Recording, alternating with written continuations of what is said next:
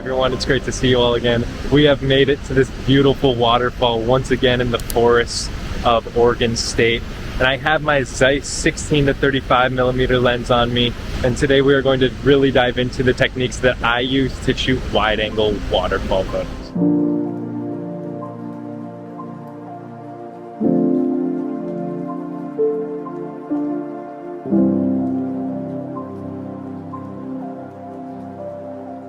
So the first thing that I do when I'm shooting waterfalls or any photography in general, especially with a wide angle lens, is just to take your camera handheld and just walk around and try to find a composition that really catches your eye. Once you start taking out the tripod, to me it's more of a commitment and it's less experimental because it's more of a burden than anything when you have to drag around your tripod and set it up.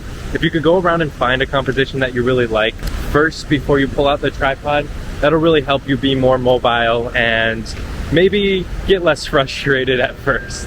So let's see what we can find.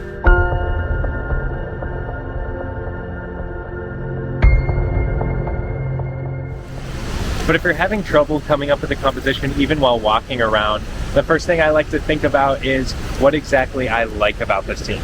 So obviously we have this beautiful waterfall and the surrounding scene's awesome, but what specifically do you like? For example, with this waterfall, I like the shape of it. It's just that perfect rectangular shape coming down into this perfectly almost smooth pool with the mist. It's almost a picture perfect waterfall in my opinion, especially the shape of it. So the first composition I have is really revolved around that and really nothing more. So here's what I came up with first. Like I said, this is a very simple composition, but it really just highlights that movement of the water and the reflection in the water and the shape of the waterfall in general. So I'm gonna try a couple different shutter speeds to play around with whether I want a long exposure look or more of a detail short exposure. But yeah, so let's see how this shot turns out.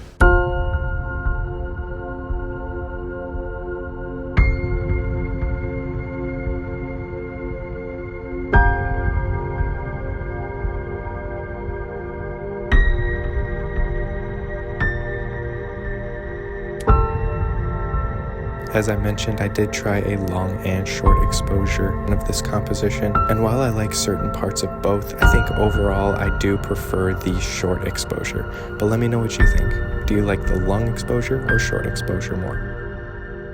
I think the thing that helps me the most when I'm composing my shot is to not think of every photo as like a separate photo. Think of each photo as more of a building block. Like, for example, we had a very simple composition there with just the waterfall and the reflection in the foreground.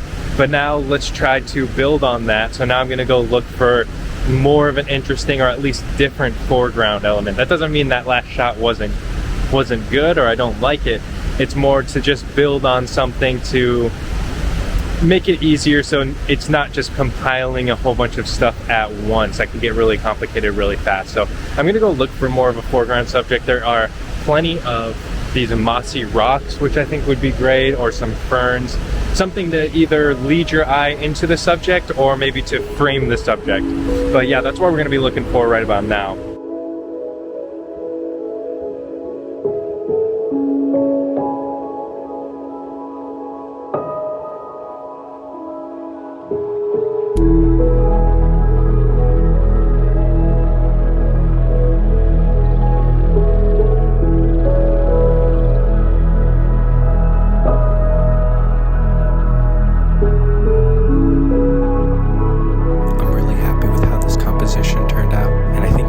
At the bottom of the falls and the flowers leading your eye to the waterfall is a really nice touch.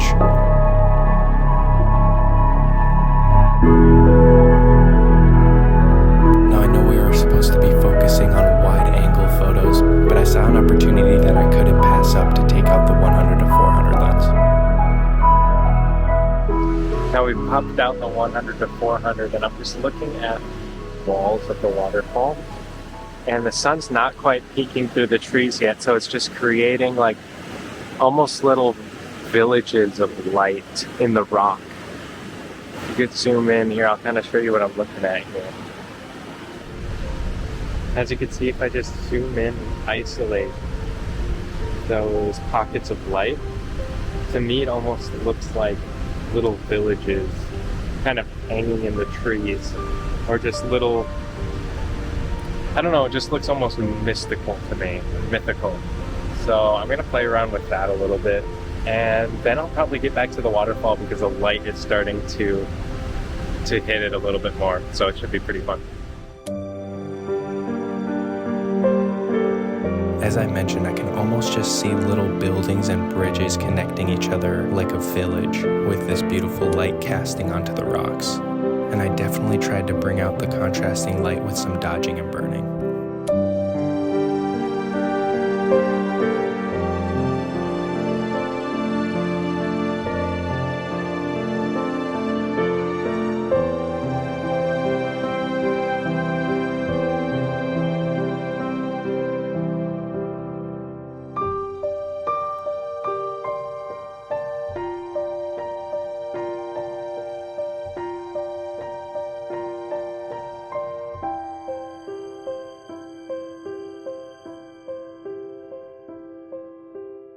Another thing that I always forget about, but it's always fun to do, and I'm always happy when I come back to Lightroom and see those photos, is self-portraits. So I'm going to stand right on that rock, and it looks like the sun is going to come in and shine on that rock right here, and we're doing a vertical composition.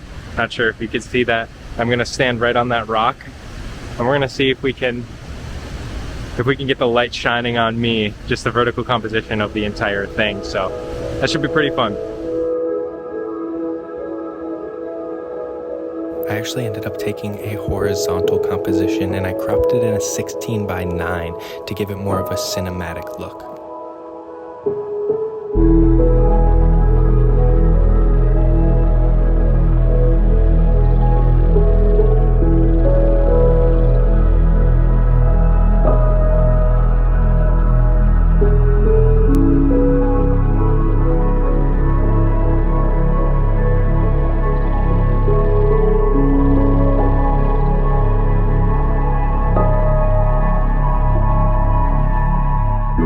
I really hope you all enjoyed this video. If you could subscribe to my weekly newsletter for weekly updates, I would greatly appreciate it.